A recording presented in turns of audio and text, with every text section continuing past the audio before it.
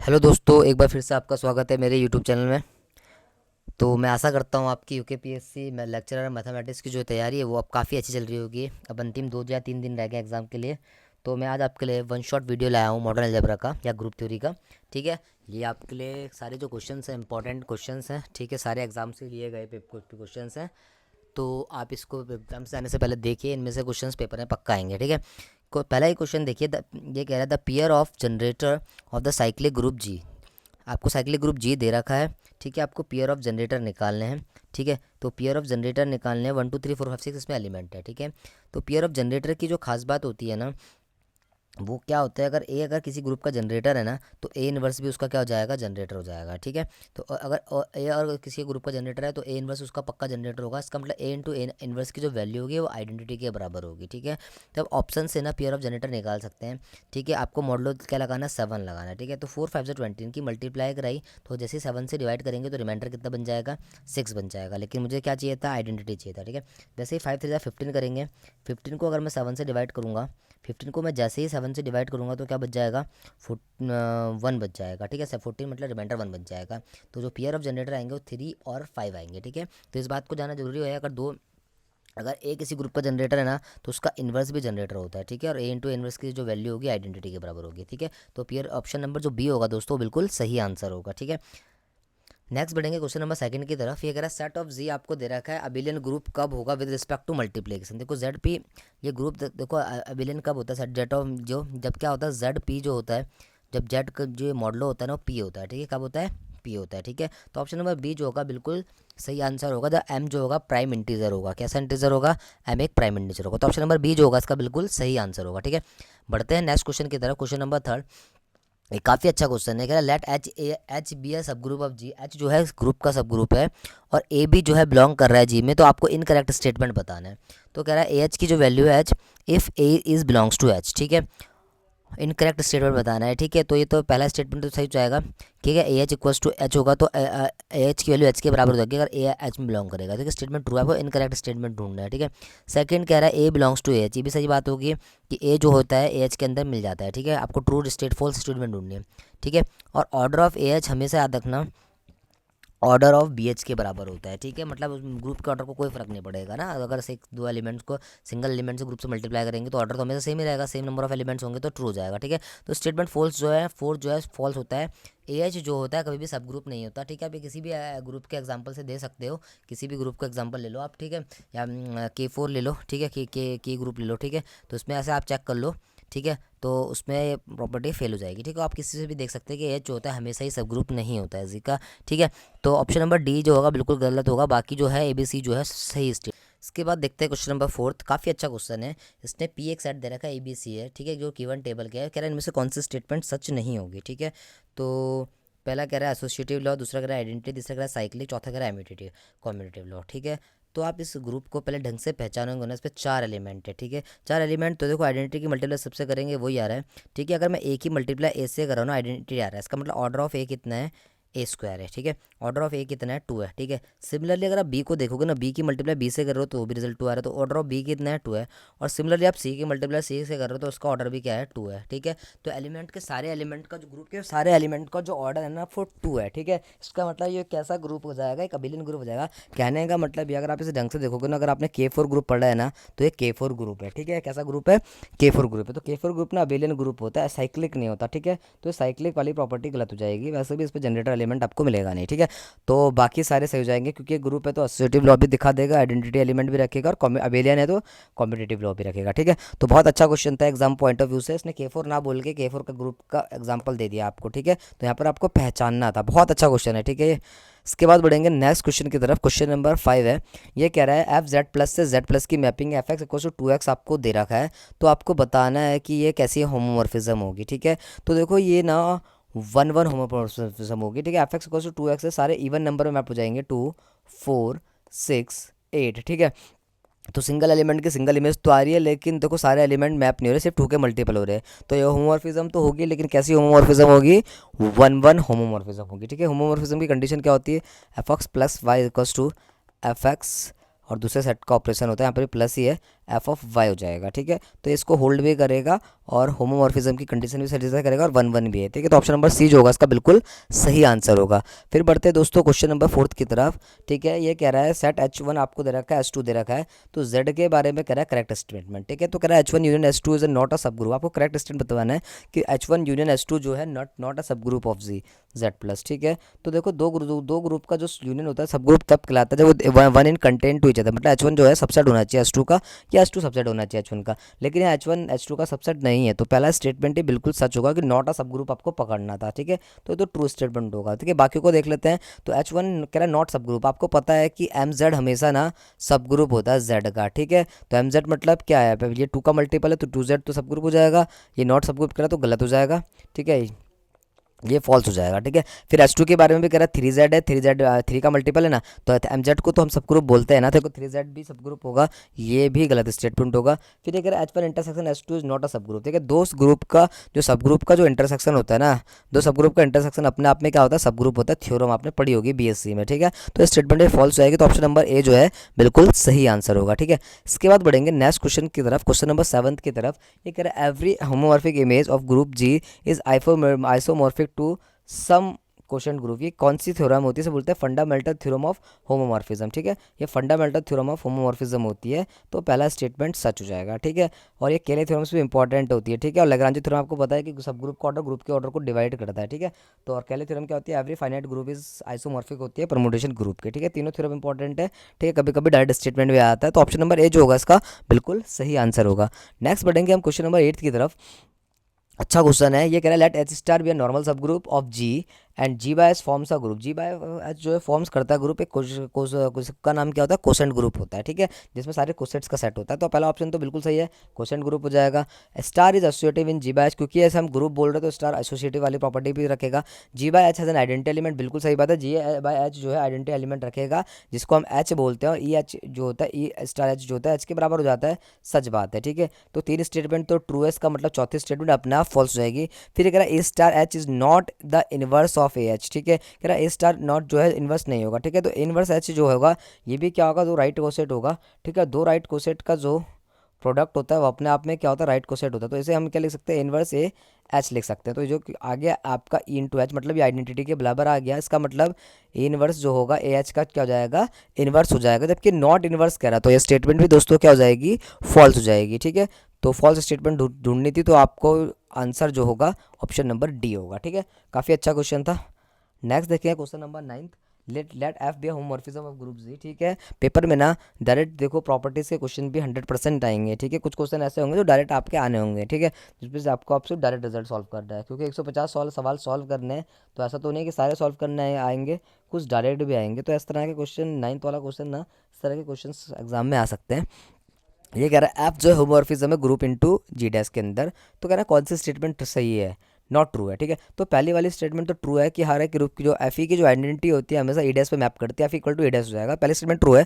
दूसरी भी स्टेटमेंट तो आपने पढ़ी होगी, थ्योरम थी है BSc में, एफ ई का जो होल इनवर्स होता है एफ ए के होल इनवर्स के बराबर होता है। ठीक है, ये स्टेटमेंट भी ट्रू है। फिर कह रहा है एफ जी इज अ सब ग्रुप ऑफ जी डैश, ये भी बिल्कुल सही बात है कि जो ये इसका इमेज का जो सेट होता है, ठीक है, एफ जी जो होता है हमेशा क्या होता है, सब ग्रुप होता है, किसका होता है, जी डैश का होता है। ठीक है, तो ऑप्शन नंबर सी भी सही है, तो मतलब ऑल ऑफ दीज जो होगा इसका बिल्कुल करेक्ट आंसर होगा। सिंपल क्वेश्चन था। नेक्स्ट देखें क्वेश्चन नंबर 10 की तरफ, काफ़ी अच्छा क्वेश्चन है। एफ जो है सी से सी की मैपिंग है, f x plus y eta y को आइटा वाई पे मैप कर रहा है। इंडोमॉर्फिज्म, इंडोमॉर्फिज्म का मतलब क्या होता है, इनपुट और आउटपुट वाला जो सेट होता है वो सेम होता है, मतलब सेम ग्रुप से सेम ग्रुप में मैपिंग होती है, तो उसे इंडोमॉर्फिज्म कहते हैं। कह रहा है additive group of complex number, तो आपको कर्नल एफ बताना है, क्या बताना है, कर्नल एफ। ठीक है, तो एडिटिव आइडेंटिटी आपको पता है क्या होती है, जीरो होती है, मतलब एक्स प्लस आइटा वाई जो होगा वो किस पे मैप होगा, जीरो पे मैप होगा, मतलब वाई किसके बराबर हो जाएगा, जीरो के। और अगर वाई जीरो के बराबर हो जाएगा तो ये कैसा सेट होगा, सेट ऑफ रियल नंबर होगा, कि इमेजिनरी पार्ट का है जीरो, तो ऑप्शन नंबर बी जो होगा इसका बिल्कुल सही आंसर होगा। ठीक है, ऐसे सेट के क्वेश्चंस की तैयारी करना, कर्नल एफ से भी क्वेश्चन पेपर में बन जाएगा। ठीक है, नेक्स्ट क्वेश्चन कह रहा है, क्वेश्चन नंबर 11 कह रहा है the number of inversion of permutation. ठीक है, इन्वर्सन निकालने के लिए ना आपको सिग्नेचर निकालना पड़ता है। ठीक है, सारे एलिमेंट का, तो यहाँ से शुरू करते हैं। सिग्नेचर कैसे निकालते हैं, देखो ऑर्डर सिग्नेचर ऑफ 3 क्या आएगा, तो हम देखेंगे 3 की जो इमेज है यहाँ पर 2 है, उससे राइट हैंड साइड में कितने छोटे एलिमेंट है, तो इसमें तो कोई भी छोटे एलिमेंट नहीं है, तो सिग्नेचर ऑफ 3 जो आएगा वो 0 आएगा। सिमिलरली 2 के इमेज है 1, तो हम अब सिग्नेचर निकालेंगे 2 का, तो 2 के राइट साइड में जो 1 के राइट हैंड साइड में कितने एलिमेंट है छोटे, उससे कोई भी नहीं है, ठीक है। फिर आप सिग्नेचर ऑफ 1 निकालेंगे तो 1 के राइट हैंड साइड में 1 की इमेज 3 और 3 के राइट हैंड साइड में 2 एलिमेंट उससे छोटे हैं, ठीक है। तो सिग्नेचर क्या होता है, सारे एलिमेंट्स का क्या होता है, ये सारी जो ये इनका जो सम आएगा ना वो इन्वर्सन होता है, सारी सिग्नेचर्स जो जितनी भी होती है, ठीक है। तो 0 2 + 0 हो जाएगा, तो इसकी जो इन्वर्सन आएगा परमुटेशन का वो क्या आएगा, 2 आएगा, ठीक है। तो आंसर क्या आएगा, 11th का सी आएगा, ठीक है। नेक्स्ट बढ़ेंगे क्वेश्चन नंबर 12 की तरफ। ये कह रहा है group contains element A and B, A और बी 2 एलिमेंट कंटेन्स करता है, ऑर्डर ऑफ ए 4 है, ऑर्डर ऑफ ए 4 है, ऑर्डर ऑफ बी 2 है, फिर आपको A cube B equal to B A दे रखा है, तो order of A B find करना है आपको, किसका ऑर्डर फाइंड करना है, ए बी का, ठीक है। अच्छा रिजल्ट आपको दे रखा है, देखिए ए की पावर 4 जो हो जाएगा ई के बराबर हो जाएगा कि ऑर्डर ऑफ ए 4 है, ऑर्डर ऑफ बी 2 है, तो बी की पावर 2 इक्वल टू आइडेंटिटी हो जाएगा, ठीक है। तो यहाँ से हम ए क्यूब बी और बी ए को सॉल्व करेंगे, इसी से रिजल्ट आएगा आपका ऑर्डर ऑफ ए बी कैसा आएगा, आपका ए क्यूब है, मैंने ए से ना प्री मल्टीप्लाई करा दी, तो ए की power 4 into B is equals to A B और ए हो जाएगा, ठीक है। तो ऑर्डर ऑफ ए की पावर 4 तो हो जाएगा यहाँ से आइडेंटिटी, कितना आ जाएगा ये ई आ जाएगा, यहाँ पर बी बचेगा, ठीक है। और यहाँ पर मैंने किससे मल्टीप्लाई करी थी, ए क्यूब से करी थी ना, तो यहाँ पर भी नहीं ए से करी थी, ठीक है। तो ये ए बी हो जाएगा, ठीक है ए। अब हम क्या करेंगे, अच्छा ऑर्डर ऑफ बी 2 है, तो यहाँ से ना मैं पी के बी स्क्वायर से मल्टीप्लाई बी मतलब बी की ना प्री पोस्ट मल्टीप्लाई कर देता हूँ इधर भी और इधर भी, ठीक है। तो यहाँ पर क्या हो जाएगा, e B into B B square हो जाएगा, और ये A B into A B क्या हो जाएगा, ए बी का होल स्क्वायर, ठीक है। अब बी स्क्वायर का ऑर्डर ई है तो इसके बदले बी आ जाएगा, ठीक है। देख के आपको लग रहा होगा क्वेश्चन हार्ड है, लेकिन ये क्वेश्चन ना सॉल्व करने पे आओगे ना अपने आप निकलते हैं, ठीक है। जैसा सवाल बोलता है ना वैसा करते चलो, कि उसने ऑर्डर 4 बोला था, ऑर्डर बी 2 दे रखा, तो इसी यही जो रिजल्ट है ना इसका आंसर निकाल के देगा आपको, तो ऑर्डर ऑफ ए बी जो आएगा वो 2 आ जाएगा, ठीक है। छोड़ना मत, ऐसा क्वेश्चन अपने आप सॉल्व हो जाता है, अगर आप थोड़ा सा पेन पुन चलाओगे ना निकल जाएगा, ठीक है, इन कंडीशंस का यूज़ करके जो आपको गिवन होती है, ठीक है। तो नेक्स्ट बढ़ेंगे क्वेश्चन नंबर 13 की तरफ। ये कह रहा है मैपिंग एफ फ्रॉम जी से जी डैश की एक मैपिंग है, एक होमोमॉर्फिज्म कब कहलाएगी, होमोमॉर्फिज्म कब कहलाएगी आपने पता बहुत बार पढ़ रखा होगा।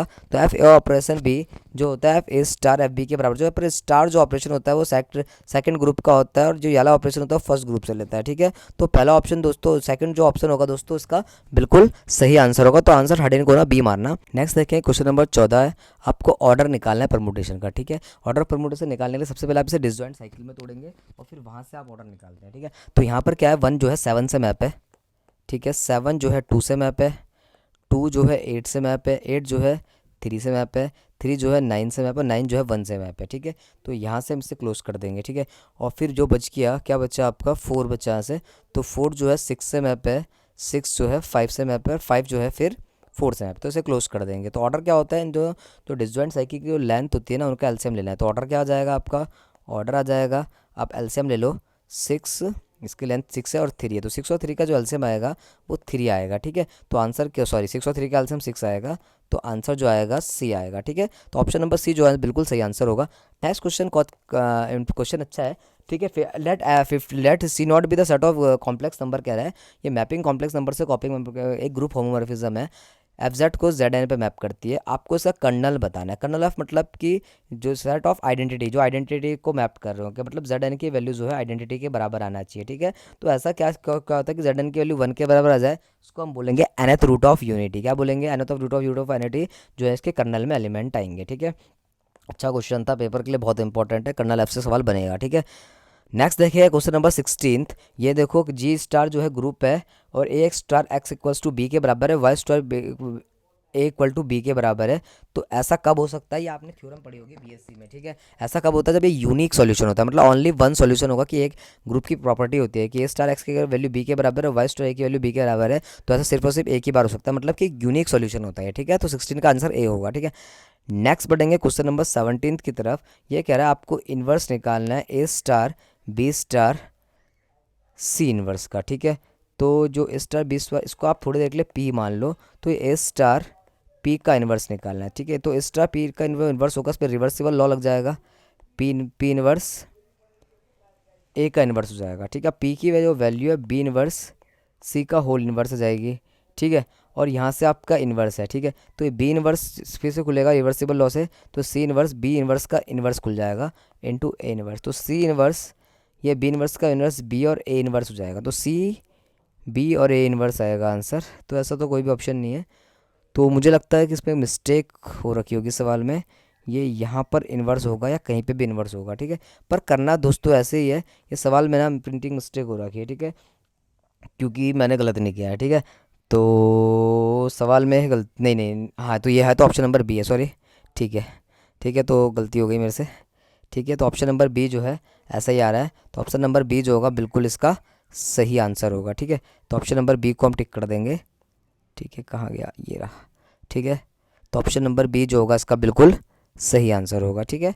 इजी क्वेश्चन है, ऐसे क्वेश्चन पेपर में मत छोड़ना। नेक्स्ट क्वेश्चन, क्वेश्चन नंबर 18 है, काफ़ी अच्छा क्वेश्चन है। ये कह रहा कंसीडर द परमुटेशन, आपको परमुटेशन निकालना और इसका ऑर्डर निकालना है। देखो ऑर्डर का क्वेश्चन मैंने आपको पहले ही करवा रखा है, लेकिन वो डिसजॉइंट साइकिल में होना चाहिए, ये डिसजॉइंट साइकिल में नहीं है, ठीक है। तो सबसे पहले आप इसके ना मल्टीप्लीकेशंस करेंगे, और ये सवाल आप कमेंट्स बॉक्स में दोगे। मल्टीप्लीकेशन करनी का है, यहाँ से स्टार्ट करना है, जैसे यहाँ ना 1 2 से मैप है, फिर यहाँ 2 2 से मैप है, फिर 2 यहाँ 2 से मैप है, फिर यहाँ 2 2 से मैप, तो 1 जो है 1 से मैप हो जाएगा। सिमिलरली आप ऐसे में मल्टीप्लिकेशन करके उसे डिसजॉइंट साइकिल में तोड़ेंगे और फिर आप इसका आंसर निकालेंगे। इजी सवाल है, मैंने अपने पहले वीडियोस में भी ये सारा सवाल ये करवा रखा है इसी तरह का। तो आप इसका आंसर ना कमेंट में देंगे, ठीक है, कमेंट्स बॉक्स में प्लीज़ आंसर देना, ठीक है। 2 और 3 लोग ही आंसर देते हैं, तो आप आंसर देना प्लीज़, ठीक है। तो देखते हैं इसका आंसर क्या होगा। और यदि आपके सवाल नहीं आएगा तो उसका सॉल्यूशन के लिए आप मुझे इस नंबर पे 077 947 269 इस नंबर पे व्हाट्सअप करना है, मैं आपको वहाँ इसका सॉल्यूशन दे दूंगा, ठीक है। वैसे इजी क्वेश्चन है, आप कर दोगे खुद से भी, ठीक है, पहले करवा रखा मैंने। नेक्स्ट देखें, क्वेश्चन नंबर 19 है। ये इफ़ कह रहा multiplication Guru of complex number इस प्रकार से डिफाइन है कि modulus of z is equals to 1 है, तो ये कैसा ग्रुप होगा, ठीक है। तो ये कैसा ग्रुप होगा, ये एक ग्रुप होगा नहीं होगा, पहली बात तो ये एक ग्रुप होगा, ठीक है, क्योंकि क्लोजर प्रॉपर्टी रखेगा, क्योंकि दो नंबरों का अगर मॉडुलस 1 है तो अगर आप उनका प्रोडक्ट करोगे ना, तो वो भी कैसा नंबर आएगा, उसका भी प्रोडक्ट मॉडुलस जो आएगा 1 आएगा, कभी 1 से बढ़ा ही नहीं सकता, ठीक है। तो और ये जो है एसोसिएटिव भी रख जाएगा, आइडेंटिटी एलिमेंट इसका क्या हो जाएगा 1 हो जाएगा, और इन्वर्स भी रख जाएगा, ठीक है। मॉड जेड का जो इन्वर्स होगा 1/z, इन्वर्स 1/z हो जाएगा, जैसे आप इसका मल्टीप्लाई करेंगे आइडेंटिटी आ जाएगी, ठीक है। तो एक ग्रुप की ना सारी प्रॉपर्टीज रख लेगा, ठीक है, तो एक ग्रुप हो जाएगा, ठीक है। तो ऑप्शन नंबर 4 सही होगा, साइक्लिक ग्रुप नहीं होगा। साइक्लिक ग्रुप क्यों नहीं होगा, इसका आपको जनरेटर एलिमेंट नहीं मिलेगा, ठीक है। तो और दूसरी बात यह है कि इनफाइनाइट ग्रुप है, ये इनफाइनाइट टाइप का ग्रुप है, हर बहुत इनफाइनाइट नंबर होंगे, तो इनफाइनाइट और modulus of z equal to 1 है, तो ये कभी भी साइक्लिक ग्रुप नहीं बन पाएगा, ठीक है, जनरेटर एलिमेंट नहीं मिलेगा इसका, ठीक है। तो ऑप्शन नंबर 4 जो होगा बिल्कुल सही आंसर होगा, ग्रुप होगा ये, ठीक है। अच्छा क्वेश्चन है, पेपर में आया हुआ क्वेश्चन है, आरपी पीएससी पीएचडी पीजीडी से ले रखा सवाल, ठीक है। नेक्स्ट क्वेश्चन, क्वेश्चन नंबर 20 है, फंडामेंटल थ्योरम से होगा होमोमॉर्फिज्म आइसोमॉर्फिज्म की। देखो अच्छा, जी के दो सब ग्रुप है, जी सच दैट जी की जो वैल्यू एच क्रॉस के का डायरेक्ट प्रोडक्ट है, ठीक है। तो जो जी बाय एच होता है वो आइसोमॉर्फिक ऑफ जी के होता है, हमेशा अपने वाले नीचे वाले ग्रुप के ना आइसोमॉर्फिक होता है, ठीक है। और जे बाय के जो होगा आइसोमॉर्फिक होगा एच के, तो देखो नीचे वाले का आइसोमॉर्फिक होता है, जे बाय एच जो है आइसोमॉर्फिक होगा एच के होगा, और जे बाय के जो होगा आइसोमॉर्फिक के होगा, इसने ना उल्टा बना रखा है, तो दोनों स्टेटमेंट में से ना कोई सी भी स्टेटमेंट सही नहीं होगी, तो ऑप्शन नंबर जो डी होगा दोस्तों वो बिल्कुल सही आंसर होगा। नेक्स्ट देखिए क्वेश्चन नंबर 21, ये आपको जी दे रखा है, set B the additive group of integers का, ठीक है। फिर H equals to M Z कह रहा है सब ग्रुप ऑफ जी, ठीक है, होता है सब ग्रुप इसका। फिर M is a fix positive number, कोई सा भी फिक्स पॉजिटिव नंबर है, तो जी बाय एच के बारे में पूछ रहा है, तो जी बाय एच में क्या होंगे, सारे कोसेट्स का सेट होगा, तो जी बाय एच के बारे में एक बात मैं बताना चाहूँगा, ये आइसोमॉर्फिक होगा एच के, किसका आइसोमॉर्फिक होगा एच के, ठीक है। तो ये जो होता है क्वेश्चन, जो अपने कोसेट रखेगा एच जो होता है हमसे ना अपने से एक पहले के एलिमेंट का कोसेट रखता है, मतलब m-1, ठीक है। एच रखेगा सबसे पहले तो आइडेंटिटी रखेगा, ठीक है। ऑप्शन बी और डी तो बिल्कुल गलत हो जाएंगे, क्योंकि उन्होंने अपने पास आइडेंटिटी नहीं रखी, ठीक है, ठीक है। तो ये एच को रखेगा, मतलब एच प्लस 0 वाला कोसेट रखता ही रखता है, ठीक है। और दूसरा ये m-1 तक होता है, ठीक है, एक पहले एलिमेंट तक का रखता है, ठीक है। अगर इसके पास m एलिमेंट तो m-1 एलिमेंट रखेगा अपने कोसेट में, ठीक है। तो ऑप्शन नंबर ए जो होगा इसका बिल्कुल सही आंसर होगा, इंपॉर्टेंट क्वेश्चन है, पेपर में आया हुआ क्वेश्चन है ये भी, ठीक है। नेक्स्ट देखेंगे, आगे बढ़ेंगे क्वेश्चन नंबर 22 की तरफ। कह रहा है इनमें से कौन सी स्टेटमेंट ट्रू है, कह रहा है every function is a permutation if and only if it is 1 1, ठीक है। देखो अगर फंक्शन को परमुटेशन होना है तो ये 1 1 ऑन टू दोनों होगा, ठीक है। जो परमुटेशन ग्रुप बनता है ना किसी सेट का खुद से ही, तो 1 1 ऑन टू दोनों होता है, सिर्फ 1 1 होने से काम नहीं चलता, तो ऑप्शन नंबर ए तो बिल्कुल गलत हो जाएगा, ठीक है। ऑप्शन नंबर बी जो है एवरी सब group of abelian group is abelian, ये बिल्कुल सही की स्टेटमेंट है। कोई भी अबिलियन ग्रुप का जो सब ग्रुप होता है अबिलियन होता है, साइक्लिक का भी साइक्लिक होता है, मैंने आपको पहले भी बताया, तो ऑप्शन नंबर 2 जो होगा इसका बिल्कुल सही होगा। ऑप्शन नंबर 3 गलत हो जाएगा, सिमेट्रिक ग्रुप एस 10 पे 10 एलिमेंट नहीं होंगे, 10 फैक्टोरियल एलिमेंट होंगे, ठीक है। और चौथा कह रहा है सिमेट्रिक ग्रुप S3 साइक्लिक नहीं होता, अगर n की वैल्यू 2 से बड़ी हो जाए तो ग्रुप कभी भी साइक्लिक नहीं होता ऐसे में, ठीक है। तो S3 जो होता है नॉन साइक्लिक होता है, 2 और 2 के इक्वल में ग्रुप अबेलियन होता है, वो होता है ऐसे के साइक्लिक भी होता है, ठीक है। लेकिन n की वैल्यू 2 से बड़ी में कभी भी ग्रुप साइक्लिक नहीं होता है S3 पे, ठीक है। तो ऑप्शन नंबर 4 जो है वो भी गलत होगा। तो आंसर जो होगा इसका ऑप्शन नंबर 2 होगा, ठीक है। नेक्स्ट बढ़ेंगे क्वेश्चन नंबर 23 की तरफ। ये कह रहा है if e is any group then its proper subgroup are. E जो है कोई सा भी ग्रुप है तो इसके इम्प्रॉपर सब ग्रुप क्या होते हैं। देखो इम्प्रॉपर सब ग्रुप क्या होते हैं, ट्रिवियल ग्रुप होते हैं, ठीक है। तो इसका जो आंसर होगा बोथ ए एंड बी होगा, ठीक है। इसके बाद क्वेश्चन नंबर 24 है, द नंबर ऑफ ट्रांसपोजिशन पूछ रहा है ऑफ द परमुटेशन ग्रुप, ठीक है। ये आपको परमुटेशन ग्रुप दे रखा है, इसकी आपको ना नंबर ऑफ ट्रांसपोजिशन पूछ रहा है, ठीक है। तो नंबर ऑफ ट्रांसपोजिशन के लिए सबसे पहले आप इसे तोड़ेंगे साइकिल में और फिर टू लेंथ की जो साइकिल्स होंगी उनका कलेक्शन कर देंगे, ठीक है। तो सवाल आपको मैंने करवा रखा है, इसका आंसर भी आप कमेंट्स बॉक्स में देंगे, ठीक है। हर सवाल का सोल्यूशन देने से अच्छा है आप खुद से करें और फिर मुझे आंसर दें, ठीक है। करा रखा है मैंने नंबर ऑफ ट्रांसपोजिशन का क्वेश्चन, ठीक है। टू लेंथ की साइकिल जो होती है उसे ट्रांसपोजिशन कहते हैं, ठीक है। नेक्स्ट क्वेश्चन काफ़ी अच्छा 25 है। In a ring R element X set to be idempotent. Ring R में ना एलिमेंट को आइडेम्पोर्टेंट कब कहते हैं, आइडेम्पोर्टेंट कहते हैं जब x square equal to x होगा। तो Z10 के अंदर कितने आइडेम्पोर्टेंट एलिमेंट होंगे, तो आइडेम्पोर्टेंट निकालने का तरीका क्या है, 510 होता है, ठीक है। और 510 मतलब 5n मतलब यूलर 5 फंक्शन, ठीक है। तो 510 की वैल्यू कैसे निकालोगे, 5 2 इंटू 5 में ब्रेक करके 5 2 की वैल्यू 1 हो जाती है, 5 5 प्राइम होता है P -1 हो जाएगा, तो 5 - 1 तो सीधे सीधा आंसर क्या आ जाएगा, 4 हो जाएगा, ठीक है। तो डी इसका बिल्कुल सही आंसर होगा। नेक्स्ट देखें क्वेश्चन नंबर 26 की तरफ। ये कह रहा है which of the following statement is not true. इनमें से कौन सी स्टेटमेंट जो है ट्रू नहीं होगी। क्या कह रहा है एवरेज सब group of cyclic group is cyclic. कह रहा है साइक्लिक ग्रुप के ना जितने भी सब ग्रुप होंगे वो साइक्लिक होंगे, ठीक है। ये स्टेटमेंट तो ट्रू है कि हर साइक्लिक ग्रुप के सारे सब ग्रुप जो होते हैं साइक्लिक होते हैं। एवरी अबिलियन ग्रुप ही साइक्लिक, गलत बात है। हर साइक्लिक जो होता है अबिलियन होता है, पर हर अबिलियन जो होता है साइक्लिक नहीं होता, फॉल्स हो जाएगा। इसका काउंटर को एग्जांपल K4 ग्रुप हो जाएगा, ठीक है। फिर कह रहे हैं non cyclic group have cyclic group. ये सच बात है कि नॉन साइक्लिक ग्रुप का सब ग्रुप जो है साइक्लिक हो सकता है। फिर कह रहे हैं average cyclic group is an abelian. Her cyclic group जो होता है अबिलियन, ये भी ट्रू है। तो आंसर जो आएगा नॉट ट्रू ढूंढना था, तो ऑप्शन नंबर बी हो जाएगा, ठीक है। इसके बाद बढ़ेंगे नेक्स्ट क्वेश्चन की तरफ। ये क्वेश्चन रिपीट हो गया, ठीक है, पिछले क्वेश्चन की तरह। अच्छा नया नंबर ऑफ ट्रांसपोजिशन निकालनी है और उसमें भी क्या निकालनी थी, ट्रांसपोजिशन ही निकालनी थी, ठीक है। सेम क्वेश्चन का रिपीट हो गया गलती से, ठीक है। चलो कोई बात नहीं। नेक्स्ट बढ़ते हैं क्वेश्चन नंबर 28 की तरफ। ये कह रहा है which of the false statement. आपको फॉल्स स्टेटमेंट निकालनी है। ए और बी अगर लीनियर इक्वेशन है और ए स्टार एक्स की वैल्यू बी है और इस वाई स्टार एक्स ए की वैल्यू बी है, तो आपको मे हैव मैनी सॉल्यूशन बोल रहा है। लेकिन ये मैंने बताया था ऊपर कि जो उसका सॉल्यूशन होता है वो यूनिक होता है। क्या सॉल्यूशन होता है, यूनिक होता है। तो ये स्टेटमेंट आपको फॉल्स स्टेटमेंट ढूंढनी थी, यही बिल्कुल सही होगा। बाकी सारे क्या हो जाएंगे, ट्रू हो जाएंगे, ठीक है। आपको पता है इन्वर्स की ये प्रॉपर्टी होती है, ये लेफ्ट कैंसुलेशन लॉ या राइट कैंसुलेशन लॉ हो जाएगा, बी इक्वल टू सी। और बी स्टार एक्स ये रिवर्सिबल लॉ होता है। तो ये तीनों स्टेटमेंट ट्रू है, हमें सिर्फ फॉल्स ढूंढना था, तो answer number option number A हो जाएगा, ठीक है। सिंपल सवाल था। इसके बाद बढ़ेंगे क्वेश्चन नंबर 29 की तरफ। ये कह रहा है number of conjugate class in permutation group. Permutation group की ना आपको कॉन्जुगेट क्लास निकालनी है, ठीक है। तो देखो इसके पास 3 एलिमेंट है, तो आप ना पार्टीशन ऑफ 3 कर दीजिए, ठीक है। तो पार्टीशन ऑफ 3 को हम कितने तरीके से ब्रेक कर सकते हैं, तो लिख सकते हैं, ठीक है। तो पार्टीशन ऑफ 3 जो होते हैं आपको 3 होती है, तो आंसर क्या हो जाएगा, 3 है। इसी तरीके से अगर 4 एलिमेंट हो गए तो पार्टीशन ऑफ 4 कितना होता है, 5 होता है। तो आंसर कितना आ जाएगा, 4 का आंसर 5 हो जाएगा, ठीक है। तो सिमिलरली अगर 5 होगा तो 5 का पार्टीशन 11 होगा, ठीक है। तो FP5 के जो कॉन्जुगेट क्लास होगी वो 11 होगी, ठीक है। तो ऑप्शन नंबर बी जो होगा इसका बिल्कुल सही होगा, ठीक है। S5 की कॉन्जुगेट क्लास 11 होगी, ठीक है। इसके बाद बढ़ेंगे नेक्स्ट क्वेश्चन की तरफ। क्वेश्चन नंबर 30 है, इंपॉर्टेंट क्वेश्चन है, थ्योरम है ये प्रकार से, ठीक है। इफ H है सब ग्रुप ऑफ G, H जो है सब ग्रुप है G का और N जो है नॉर्मल सब ग्रुप है G का, तो H इंटरसेक्शन N जो होगा नॉर्मल सब ग्रुप किसका होता है, H का होता है। किसका होगा, H का, क्योंकि H जो है सब ग्रुप है, ठीक है। तो H इंटरसेक्शन N जो होगा नॉर्मल सब ग्रुप होगा H का होगा। तो ऑप्शन नंबर बी जो होगा इसका बिल्कुल सही आंसर होगा। ये सवाल भी बहुत बार एग्जामों में आ रखा है, तो इसको भी प्रिपेयर करना, ठीक है। नेक्स्ट बढ़ेंगे क्वेश्चन नंबर 31 की तरफ। ये कह रहा है let G be a cyclic group of nth root of unity, ठीक है। nth root of unity x n equals to 1/n, इस तरह का, ठीक है। तो इसका जो जनरेटर होता है वो कौन सा एलिमेंट होता है, e⁻² 2π i/n, जो पूरे साइक्लिक ग्रुप को क्या करता है, जनरेटर। हमें याद रखना साइक्लिक ग्रुप का जनरेटर होता है e⁻² π i और n है, ठीक है। n को आप चेंज करते रहोगे, जनरेटर चेंज होता रहेगा, ठीक है। तो हर एक ग्रुप को जो जनरेट करता है वो क्या आता है, 2π i/n होता है, ठीक है। इंपॉर्टेंट क्वेश्चन था ये भी, ठीक है। नेक्स्ट बढ़ेंगे क्वेश्चन नंबर 32। एवरी सब ग्रुप ऑफ इंडेक्स 2 का जो सारा सब ग्रुप होता है वो क्या होता है, नॉर्मल सब ग्रुप होता है। अगर किसी ग्रुप का जो इंडेक्स 2 है वो हमेशा कैसा सब ग्रुप होगा, किसी भी सब ग्रुप का अगर इंडेक्स 2 है तो हमेशा कैसा सब ग्रुप होगा, नॉर्मल सब ग्रुप होगा, ठीक है। इसके बाद देखिए क्वेश्चन नंबर 33। ये कह रहा है which of the following multiplying itself, कि ये दे दें मतलब 1 2 3 4 को किससे मल्टीप्लाई, मतलब ये मैपिंग आपको दे रखी है जिससे ना 1 2 3 4 आ जाए। मतलब कुल मिला के इसका ना आपको ऑर्डर पूछ रहा है। क्या पूछ रहा है, इसका ऑर्डर। तो ऑर्डर निकालने के लिए हम इसका क्या करेंगे, इसे डिस्टिंक्ट साइकिल में तोड़ेंगे और वहाँ से एलसीएम निकाल देंगे। तो यहाँ से 1 तो 1 से मैप है तो आइडेंटिटी परमुटेशन हो जाएगा। 2 यहाँ से 3 का 3 से मैप है, 3 4 से और 4 2 से, ठीक है। तो जो इसका ऑर्डर आएगा, एलसीएम आ जाएगा डिस्टिंक्ट साइकिल का, तो एलसीएम कितना आएगा 3 आएगा, तो ऑर्डर इसका 3 आएगा।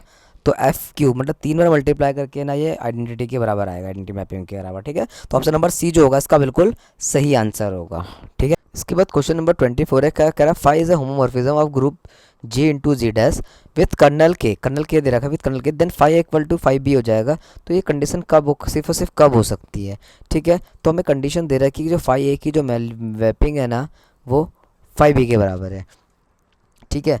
तो 5a की वैल्यू 5b के बराबर है, मैंने क्या कर दिया यहाँ से 5a 5b के होल इन्वर्स से ना पोस्ट मल्टीप्लाई कर दी 5b का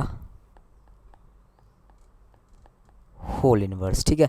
तो देखो 5b का होल इन्वर्स आपने फंडामेंटल थ्योरम पढ़ी है होमोमॉर्फिज्म में, इससे हम लिख सकते हैं 5b का इन्वर्स, ये 5 है दोस्तों, हाँ थोड़ा सा अच्छा नहीं बना, 5 है ऐसे दे लेते हैं 5b का इन्वर्स, ये थ्योरम से ऐसे लिख सकते हैं। 5b और b इन्वर्स किसके बराबर हो जाएगा, आइडेंटिटी के मतलब e डैश के, ठीक है। अब ये होमोमॉर्फिज्म है तो हम इसे ऐसे लिख सकते हैं 5ab का इन्वर्स जो है ई डैश के बराबर है। तो इसका मतलब अगर ई डैश से मैप है ना, आइडेंटिटी से मैप है, इसका मतलब क्या हो जाएगा, ए बी इन्वर्स किसको बिलोंग कर जाएगा, कर्नल को बिलोंग कर जाएगा। तो ऑप्शन नंबर डी जो होगा इसका बिल्कुल सही आंसर होगा, ठीक है। नेक्स्ट बढ़ेंगे क्वेश्चन नंबर 35 को, आज का आखिरी क्वेश्चन है। ये कह रहा है let G be the set of non zero complex zero positive real number rational number और स्टार एक बाइनरी ऑपरेशन है। आपको ना रिजल्ट दे रखा है कि ए स्टार बी की जो वैल्यू है वो ए बी अपॉन 2 के बराबर है, ठीक है।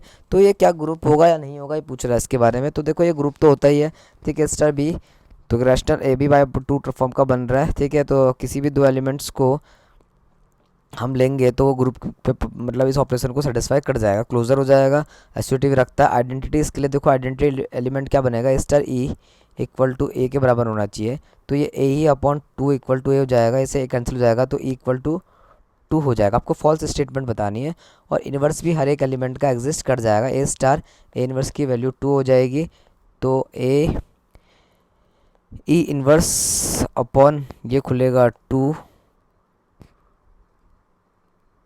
ठीक है, इक्वल टू 4। तो हर एक एलिमेंट का इन्वर्स ना एग्जिस्ट कर जाएगा, ठीक है। तो ए इन्वर्स की जो वैल्यू हो जाएगी वो 4/a हो जाएगी, ठीक है। तो हर एक एलिमेंट का इन्वर्स भी एग्जिस्ट कर जाएगा कि non zero positive real number के लिए, ठीक है। तो ये ग्रुप की चारों प्रॉपर्टी को सेटिस्फाई कर रहा है, इसका मतलब एक जी जो हो जाएगा ग्रुप हो जाएगा। आपको फॉल्स स्टेटमेंट साबित करनी थी, एसोसिएटिव भी होगा कोई ग्रुप हो जाएगा, 2 इसके पास आइडेंटिटी अरेंजमेंट है। तो ऑप्शन नंबर डी जो होगा दोस्तों इसका गलत आंसर हो जाएगा, नहीं सही आंसर होगा, फॉल्स स्टेटमेंट धार ली थी, तो ऑप्शन नंबर डी ही फॉल्स होगा, ठीक है। तो अच्छा क्वेश्चन था, एग्जाम पॉइंट ऑफ व्यू में इस तरह के क्वेश्चन भी आते हैं, आइडेंटिटी निकालने या इन्वर्स निकालने के इस प्रॉपर्टी से सवाल बहुत बार एग्जाम में आते हैं, ठीक है। तो दोस्तों मॉडर्न अलजेब्रा का ये 1 शॉट वीडियो था, मैं आशा करता हूँ कि आपको ये वीडियो काफ़ी अच्छा लगा होगा, ठीक है। तो आप इसके आंसर्स जो है कमेंट बॉक्स में डालना और आज के लिए इतने रखते हैं। और 5 तारीख को आपका एग्ज़ाम है, तो अभी आप बिल्कुल अब कुछ नया मत पढ़िए, जो भी आपने कंसेप्ट पढ़ रखे हैं, जो भी शॉर्ट ट्रिक्स पढ़ रखी है उन्हें रिवाइज़ करिए और प्रीवियस ईयर पेपर सॉल्व करने की कोशिश करिए। लास्ट में जो भी आपके यूकेपीएससी 2018 का पेपर था, 2020 का पेपर था, या आप चाहो तो यूपीपीएससी जीआईसी 2021 या दो अभी जो लेटेस्ट पेपर हुए हैं 2026 में 2-3 पेपर हुए हैं, ये एमआरएस पीजीटी का सॉल्व कर लो, ठीक है, केवीएस पीजीटी का सॉल्व कर लो, जो अभी लेटेस्ट हुए हैं। इन पेपर को सॉल्व करने की कोशिश करो, कुछ भी नया करने की कोशिश मत करो, नेगेटिव माइंडसेट मत रखना कि पेपर नहीं निकलेगा, ठीक है, ठीक है। और पेपर अगर टफ आएगा तो सबके लिए टफ आएगा। बहुत से बोल रहे थे सर यहाँ के क्वेश्चन आएंगे, टफ आ रहा है, ये आ रहा है, तो अगर पेपर टफ आएगा तो सबके लिए टफ आएगा। आप घबराने की चिंता मत करो, आप बस सवाल पे ध्यान रखना कि आप नेगेटिव ना करें और सवाल को अच्छे से अप्रोच करें, ठीक है। तो फ्रेंड्स आज के लिए इतना रखते हैं, थैंक यू।